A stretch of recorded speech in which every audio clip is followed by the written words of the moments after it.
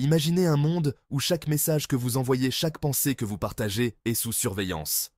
Un monde où la liberté d'expression, si précieuse, est menacée. Ce monde, c'est le nôtre, et aujourd'hui, nous sommes à un tournant crucial. Pavel Durov, le créateur de Telegram, vient d'être arrêté en France. Pourquoi? Quelles sont les implications? Et surtout, que cela signifie-t-il pour notre liberté? Restez avec moi, car ce que vous allez découvrir pourrait bien changer votre vision du numérique. À jamais. Samedi 24 août 2024. Une date qui restera gravée dans l'histoire numérique. Pavel Durov, le PDG et cofondateur de Telegram, a été arrêté à l'aéroport du Bourget, à Paris. Un homme connu pour sa défense farouche de la liberté d'expression, menotté sur le sol français. La raison? Des infractions présumées commises sur sa plateforme. Mais, attendez. Comment en sommes-nous arrivés là? Laissez-moi vous expliquer. Telegram, c'est bien plus qu'une simple application de messagerie. C'est un symbole de résistance contre la surveillance de masse, un outil pour ceux qui croient encore en une communication libre et non censurée. Alors, pourquoi un homme comme Durov, qui a toujours défendu ses valeurs, est-il aujourd'hui traité comme un criminel? Cette arrestation soulève des questions bien plus profondes que de simples infractions sur une plateforme. On parle ici de géopolitique, de diplomatie et surtout de pouvoir. Pavel Durov détient 3 nationalités, russe, française et émiratie. 3 pays avec des intérêts divergents, 3 puissances qui se retrouvent aujourd'hui mêlées à une affaire qui pourrait bien redéfinir les règles du jeu international.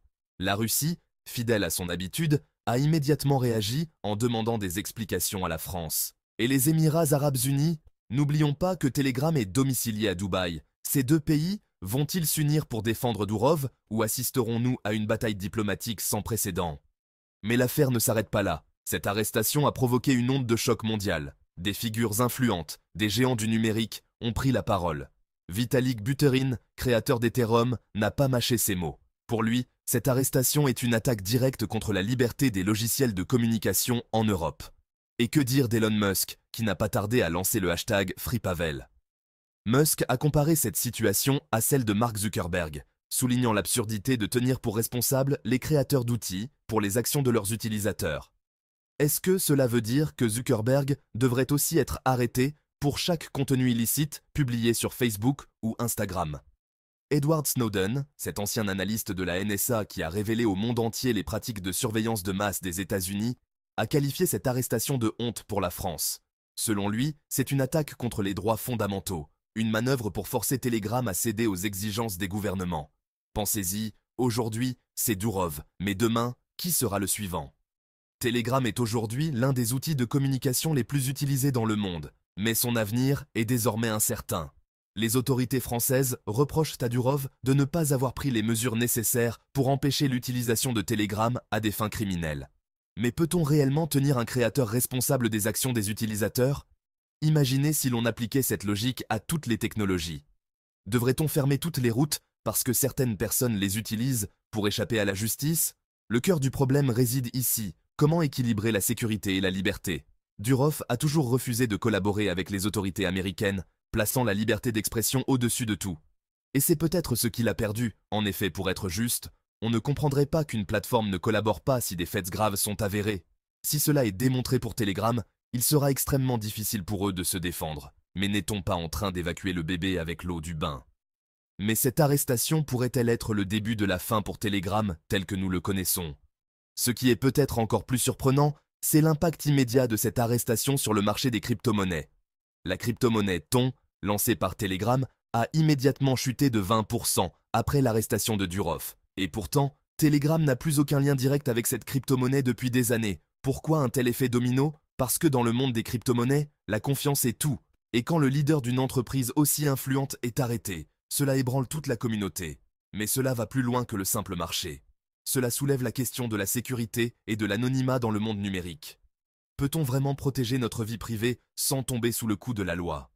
Alors, que va-t-il se passer maintenant? Pavel Durov pourrait risquer jusqu'à 20 ans de prison, mais ce n'est pas seulement son sort qui est en jeu, c'est celui de Telegram, de la liberté d'expression et même de l'avenir des crypto-monnaies. Selon le président de la République, l'arrestation du président de Telegram sur le territoire français a eu lieu dans le cadre d'une enquête judiciaire en cours. Ce n'est en rien une décision politique. Certains experts pensent que Telegram pourrait être restreint, voire interdit dans certains pays.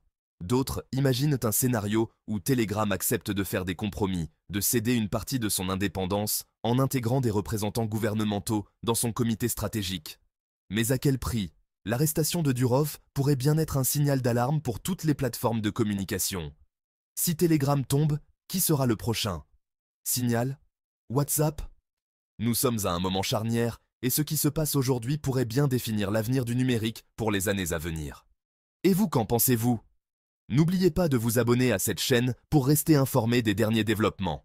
Chaque voix compte et ensemble, nous pouvons faire la différence.